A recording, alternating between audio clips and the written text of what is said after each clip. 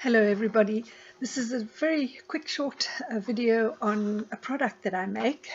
It's called a DPN Cosie, and I've often been asked can they be used for other needles other than DPNs. DPNs are double pointed needles, and generally when I knit socks I use double pointed needles, and basically that's what it is. You just have your double pointed needles, and when you're not working on anything, you pop them into the little cover and it all stays very safe, which is fabulous.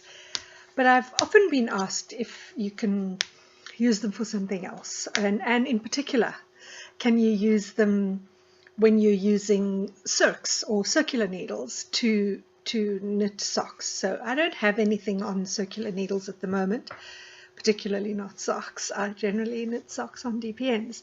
So I just thought I'd show you, well, yes. So the way you would do it then is you have your needles and your socks are coming off the needles, and you just pop them in and make sure that the cord comes out past the little stud. Lock the studs, and you can use them for your circular needles as well. And then the other way I use them is I actually use them for storage. So in here are a set of DPNs, which I use 2.25 for my socks.